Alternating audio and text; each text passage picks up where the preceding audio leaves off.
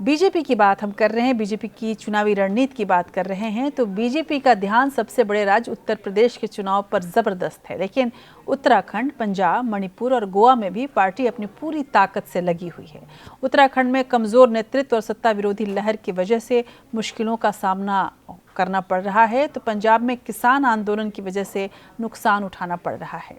मणिपुर में अप्सपा यानी armed force special power act हटाने की मांग जोर पकड़ चुकी है और गोवा तो बीजेपी का गढ़ अभी तक माना जाता रहा है, लेकिन वहां पर भी थोड़ी मुश्किलें दिख रही हैं। इन दोनों राज्यों में तृणमूल कांग्रेस के मैदान में उतरने से कांग्रेस की मुश्किलें और बढ़ गई हैं, लेकिन बीजेपी के लिए ये बात सही साबित हो रही है, क्योंकि टीएमसी जो है, तृणमूल कांग्रेस है, वो कांग्रेस के वोटों को खा रही है या ख़त्म कर रही है। तो जाहिर सी बात है कि इसका जो फल है वो बीजेपी अपने पाले में करने में लगी हुई है।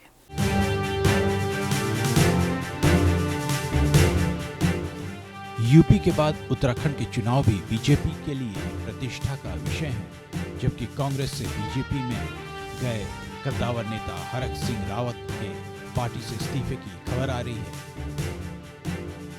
लेकिन कुल मिलाकर राज्य बीजेपी में सब कुछ ठीक नहीं है। इसी 4 जुलाई को पुष्कर सिंह धामी को प्रदेश का मुख्यमंत्री बनाया गया।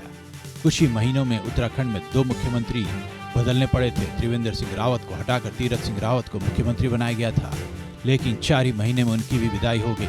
वहीं पंजाब में बीजेपी को कैप्टन अमरिंदर सिंह के रूप में एक संकट मोचन मिल गया। कैप्टन अमरिंदर सिंह ने बीजेपी के साथ गठबंधन कर चुनाव लड़ने का संकेत दिया।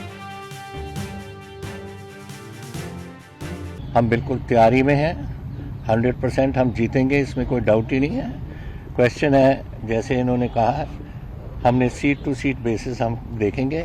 विनेबिलिटी हमारा क्राइटेरिया है, और जो विनेबिलिटी है, जहां बीजेपी के कैंडिडेट होंगे, पूरी तगड़े तरीके से हमारी पार्टी सपोर्ट करेगी, और वो वाइस वर्सा वो हमारे लोगों को सपोर्ट करेंगे।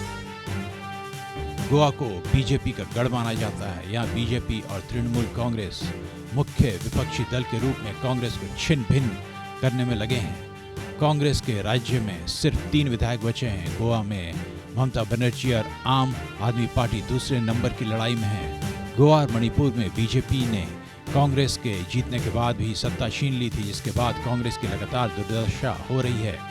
मणिपुर में भी बीजेपी मजबूत स्थिति में दिखाई दे रही है, लेकिन सुरक्षा बलों को विशेष अधिकार देने वाला कानून अप्सा बीजेपी के लिए एक मुश्किल के रूप में सामने आ रहा है। इसे हटाने की मांग लगातार जोर पकड़ती जा रही है।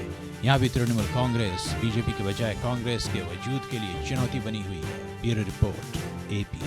उधर 5 राज्यों में होने वाले चुनाव में पंजाब को छोड़कर सभी राज्यों में बीजेपी की सरकारें हैं। ऐसे में बीजेपी के लिए विधानसभा चुनाव बेहद अहम है, इसमें कोई शक नहीं। खासकर उत्तर प्रदेश तो इस तरह से है जैसे सिंहासन का कोहिनूर ही हो।